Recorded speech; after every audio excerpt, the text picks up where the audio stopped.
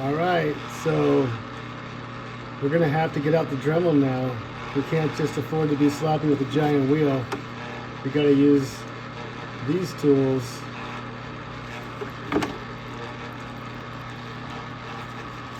You can see those color bubbles just wanting to come out.